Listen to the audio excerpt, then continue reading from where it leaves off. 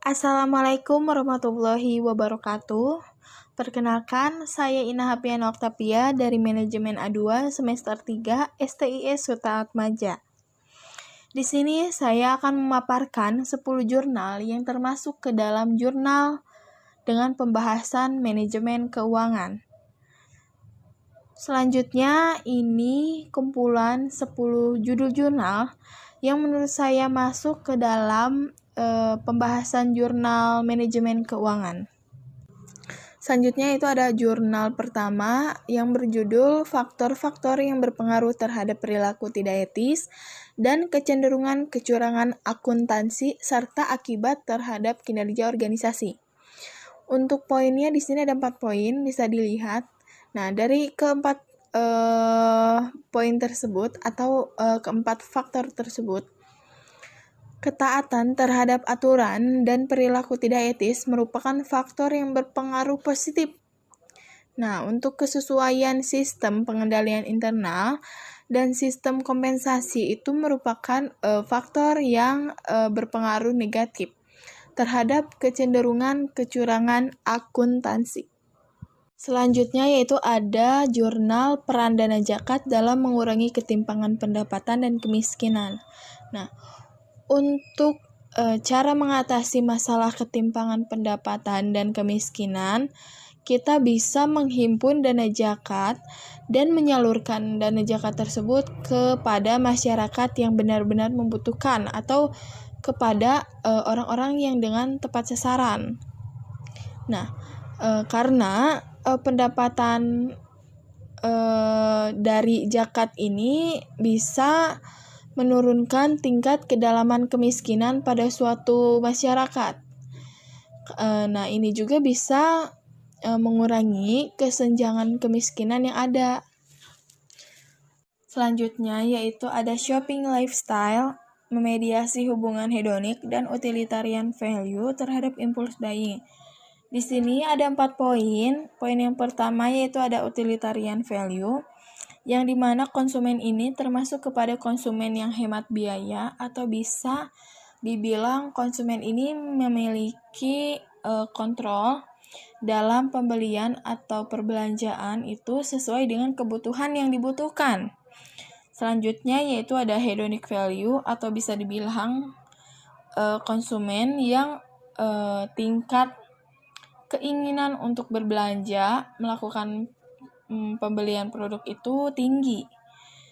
Nah, di sini juga ada impulse buying, yaitu konsumen yang melakukan pembelian atau perbelanjaan itu dengan cara spontan atau bisa dibilang juga dengan cara tidak terencana. Nah, untuk mengetahui hubungan shopping lifestyle terhadap impulse buying ini bisa menggunakan beberapa indikator. Yang pertama yaitu menanggapi setiap pembelian atau tawaran. Kedua yaitu membeli produk-produk terbaru. Yang ketiga yaitu berbelanja. Selanjutnya ada judul jurnal integritas, perilaku tidak etis, dan kecenderungan penipuan. Integritas merupakan elemen paling penting dalam operasi organisasi. Integritas dan sistem kompensasi merupakan bagian dari organisasi yang saling mendukung. Lalu, sistem kompensasi juga merupakan hal yang paling penting untuk diperhatikan karena bisa dengan cara itu kita bisa mengetahui faktor-faktor yang mempengaruhi perilaku tidak etis itu seperti apa. Nah, sistem kompensasi juga dirancang dengan baik jika tidak didukung oleh integritas itu sendiri, bisa menghambat para kinerja organisasi tersebut. Lalu ada ownership structure, dividend payment, agency cost, and corporate value.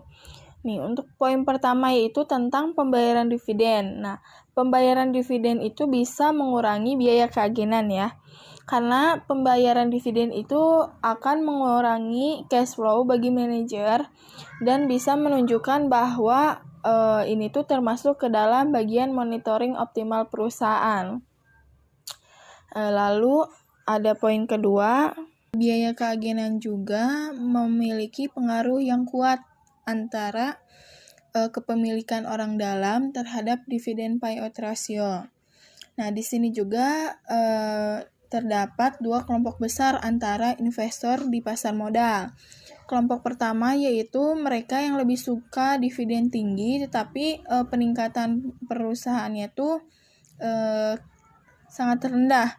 Nah, untuk yang kedua yaitu mereka lebih suka dengan dividen yang rendah, tapi pertumbuhan perusahaannya itu yang tinggi. Keagenan juga efektif digunakan untuk mengurangi tindakan manajer yang cenderung akan melakukan investasi yang beresiko gitu, atau seringkali tidak sesuai dengan keinginan dari para pemegang saham. Nah, dividen cash juga diproksi dengan dividen payout ratio dan dividen yield, yaitu untuk bisa berpengaruh positif terhadap nilai perusahaan. Lanjut, ada analisis tingkat pengungkapan segmen, yaitu faktor-faktor yang mempengaruhi dan dampaknya terhadap biaya ekuitas. Untuk poin pertama yaitu ada pengungkapan segmen. Ini juga termasuk sangat berpengaruh terhadap biaya modal ekuitas ya. Nah, untuk mengukur luas pengungkapan informasi segmen itu bisa menggunakan dua buah proksi, nilai indeks dan nilai logaritma natural. Biaya modal ekuitas dalam penelitian bisa menggunakan dua buah proksi. Pertama yaitu ada capital asset pricing model atau bisa disebut dengan CAPM. Yang kedua yaitu ada industry adjust, bisa dibilang juga IA. Selanjutnya ada simulasi dampak kenaikan upah minimum terhadap tingkat pendapatan kemiskinan. Kenaikan upah minimum dalam jangka pendek akan berdampak terhadap penurunan kinerja ekonomi makro, menaikkan tingkat harga, menurunkan tingkat konsumsi ekspor, serta output sektoral. Lalu, kenaikan upah juga dapat menambah pendapatan rumah tangga, contohnya sebagai sektor pertanian. Dan akhirnya menurunkan jumlah rumah tangga miskin pada kelompok tersebut. Namun, secara total, kenaikan upah berdampak terhadap meningkatnya jumlah rumah tangga miskin, meskipun kenaikannya tersebut bisa dibilang relatif kecil. Selanjutnya yaitu ada manajemen laba pada perusahaan yang melanggar perjanjian hutang. Pelanggaran perjanjian itu cenderung dapat memberikan beban yang berat bagi perusahaan.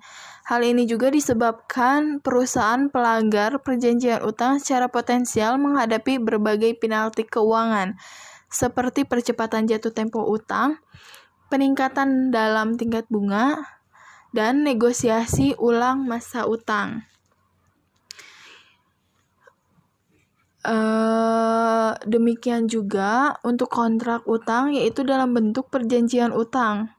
Kontrak dikatakan efisien apabila mendorong pihak yang berkontrak melaksanakan apa yang diperjanjikan tanpa perselisihan dan para pihak mendapatkan hasil atau outcome yang paling optimal dari berbagai kemungkinan alternatif tindakan yang dilakukan oleh agen tersebut. Lalu ada pengaruh fee audit, rotasi CAP, dan reputasi auditor terhadap kualitas audit di Bursa Efek Indonesia. Reputasi audit yang terbukti tidak berpengaruh terhadap kualitas audit, kemungkinan itu bisa disebabkan oleh dominannya Big Four sebagai pengaudit di list company. Itu juga sebagai kemungkinan bisa jadi karena pasar jarang melakukan eksplorasi lebih jauh terhadap pemberian opini. Lalu, fee audit berpengaruh signifikan terhadap kualitas audit. Sementara rotasi dan reputasi audit tidak berpengaruh signifikan terhadap kualitas audit. Kemungkinan tidak berpengaruhnya dua variabel terakhir itu bisa disebabkan oleh keengganan pihak pelaku pasar untuk mengeksplorasi lebih jauh. Selanjutnya, untuk jurnal yang terakhir yaitu ada strategi bertahan industri makanan skala kecil pasca kenaikan harga pangan dan energi di kota Yogyakarta. Kemampuan bertahan lebih dimiliki oleh industri kecil menengah karena sifat bisnis itu sendiri yang langsung dikelola oleh para pemiliknya sehingga fleksibel dalam beradaptasi terhadap perubahan lingkungan dan mempunyai kecepatan dan tekad. Strategi bertahan pada usaha kecil bisa menjadi hal yang menarik. Di sini ada 3 alasan yang dapat dikemukakan. Yang pertama yaitu ada usaha mikro kecil, itu lebih relatif mampu bertahan terhadap perubahan lingkungan ekonomi. Yang kedua yaitu ada usaha mikro kecil relatif dinamis dan adaptif terhadap perubahan lingkungan ekonomi yang terjadi. Yang ketiga yaitu ada usaha mikro kecil mampu menyerap tenaga kerja, terutama tenaga kerja tidak terampil. Nah, dari 10 jurnal tadi, kita bisa lihat bahwa persamaan dan perbedaan setiap jurnal.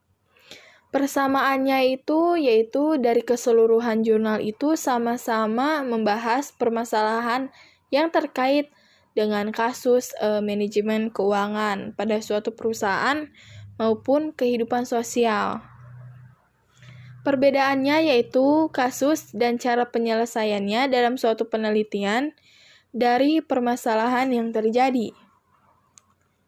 Jadi, dapat disimpulkan bahwa seluruh jurnal yang dibahas memiliki pembahasan kasus yang berbeda, namun permasalahannya yang sama, yakni permasalahan tentang manajemen keuangan. Setiap jurnal memiliki hasil penelitian yang berorientasi untuk menyelesaikan permasalahan setiap kasus tersebut. Akhir kata, saya berterima kasih kepada teman-teman semua yang sudah menonton video saya. Maaf bila ada kekurangan atau kesalahan kata-kata. Saya Ina Hafian Oktavia, pamit undur diri. Wassalamualaikum warahmatullahi wabarakatuh.